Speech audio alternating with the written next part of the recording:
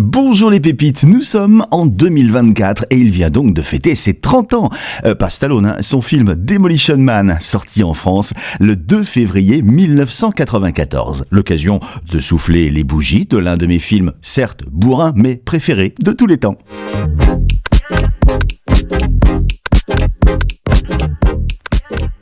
Et malheureusement, en préambule, la veille d'enregistrer ce podcast, j'ai appris la mort, comme vous, d'Alain Dorval, la mythique voix française de Sylvester Stallone, sur la quasi-totalité de ses films. Je dis bien la quasi-totalité, puisque pendant une période, comme vous le savez sûrement, Stallone a tenté de changer un petit peu son image, de mettre de côté le bodybuildé abonné au rôle de guerrier bourrin, limite pour virer un télo à lunettes ou comique. Ce qui ne fut pas très rentable pour sa carrière. Et en changeant son image, on a aussi changé un petit peu sa voix pour quelques films, enlevant le côté rocailleux de la voix d'Alain Dorval pour celle grave mais plus douce de Richard Darbois, la voix entre autres d'Harrison Ford, pour finalement revenir aux origines avec Dorval qui accompagnera Stallone jusqu'à ses plus récents films comme Les Expendables. Merci donc à Alain Dorval de nous avoir apporté tant de bonheur à travers votre voix et votre jeu d'acteur qui fait partie intégrante du succès de Sylvester Stallone en France. Décidément, après Carl Weathers, Apollo Creed, il perd cher en ce début 2024, notre ami Stallone. Alors revenons à Demolition Man, qui fait justement partie des films dans lesquels Sly a la voix de Richard Darbois.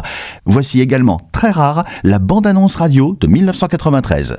Stallone est Demolition Man. Los Angeles 2032. Le futur est déjà là. Un affrontement hors du temps se prépare. Sylvester Stallone, Wesley Snipes. Dans le futur, pas de place pour les deux. Demolition Man, le 2 février sur les écrans. Donc, pour résumer, l'action se situe dans les années 2000 à Los Angeles. La société est devenue non violente et dirigée par un vieux sage respecté entre maire et gourou de secte. Dans cette société, pas d'excès, paix et félicité, ça c'est la phrase type, pas de violence, donc même verbale, pas de gros mots, sous peine d'amende pour manquement aux bonnes manières, ou pas non plus de contact sexuel. Bref, une société évoluée dans laquelle, ou plutôt sous laquelle, vivent cachés comme des rats en souterrain des rebelles qui veulent vivre libres hors des codes de cette société aseptisée qu'ils rejettent. Pour tuer le chef des résistants, quelqu'un a la très mauvaise idée de libérer un ancien fou furieux, violent, dangereux, condamné à la cryogénisation dans les années 90. Et il va se faire un plaisir de mettre le boxon.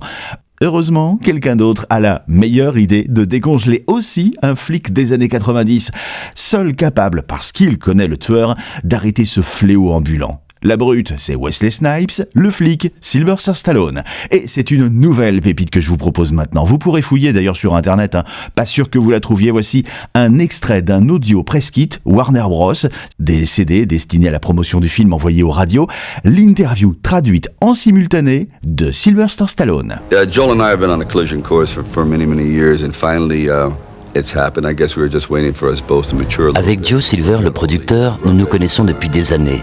Et finalement, on travaille aujourd'hui ensemble. Which I think is perfect timing. On attendait de mûrir. Very fresh. The good guys and the bad guys are also very fresh. And it's L'action dans le film est très nouvelle. Les gentils et les méchants sont également très frais. Perfect, pristine future. Just imagine the world as a golf course. Okay, C'est supposé être un futur où tout est parfait. Imaginez juste le monde comme un terrain de golf. C'est propre, inoffensif et bénin. Mais ce monde cache un autre monde souterrain qui est en pleine rébellion.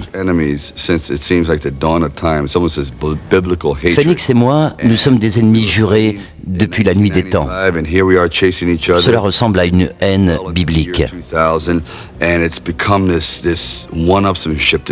On se battait en 1995 et là on se pourchasse dans les années 2000 avec Los Angeles comme terrain de jeu, comme arrière-plan.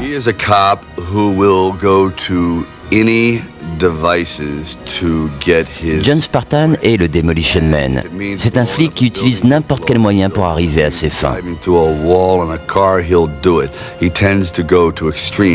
S'il faut faire sauter un immeuble, il fera exploser un immeuble. D'où son nom, Demolition Man. Wesley est la quintessence géniale du criminel psychopathe.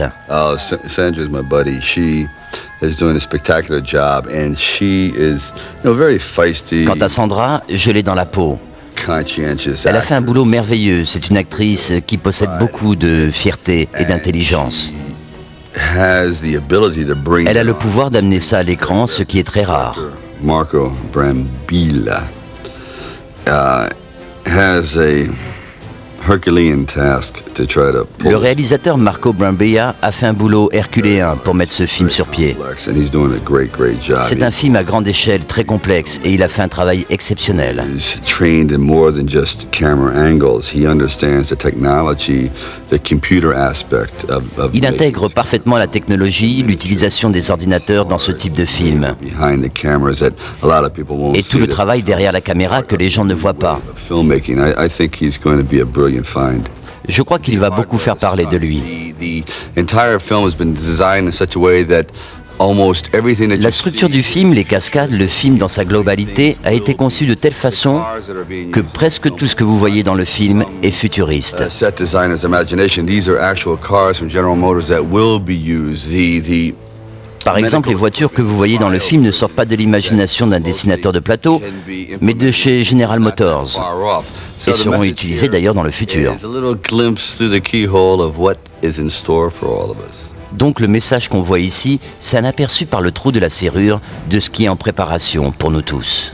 Voilà l'interview méga rare de Sylvester Stallone au moment de la sortie du film Demolition Man, qui ne fut pas très bien accueilli d'ailleurs par la critique, mais qui a bien marché au box-office et surtout acquis au fil du temps le grade de film culte. Ok, c'est bourrin, mais ce film de série B, comme de nombreux films avec Sylvester Stallone, est à la fois ultra efficace et aussi très visionnaire et profond. Cette société vous garantit la tranquillité, d'accord, paix et félicité, mais à quel prix ? Comme l'explique à Stallone le chef des rebelles dans un monologue, lui qui représente une société ancienne et bannie, il veut rester libre de manger ce qu'il veut, quand il veut et vivre comme il l'entend. Demolition Man regorge également de références à 2001 l'Odyssée de l'espace, Star Wars, d'autodérision et également d'humour. Stallone se tire en la bourre par film interposé avec son concurrent musclé cinématographique de l'époque, Arnold Schwarzenegger. Demolition Man a été aussi réalisé de main de maître par un certain Marco Brambilla, qui a pourtant, suite à ce film, tourné le dos au cinéma en se replongeant dans sa carrière de vidéaste. Comme il l'a dit récemment en interview, il a réussi à faire le film qu'il voulait, mais il s'est senti broyé par l'industrie hollywoodienne qui l'aurait cantonné dans les réalisations de superproductions musclées. Il a donc lui aussi choisi la liberté. Bon, vous l'aurez compris, j'aime beaucoup ce film, Demolition Man, que je vous invite à découvrir, redécouvrir ou redécouvrir en DVD, en Blu-ray, Steelbox ou encore sur les plateformes type Apple Prime ou VOD d'Orange. Merci d'avoir écouté ce podcast des pépites de pâte jusqu'à la fin. Je vous extrais de mes archives plein d'autres pépites et en attendant, je vous souhaite paix et félicité. Retrouvez les pépites de pâte sur YouTube et autres plateformes de streaming.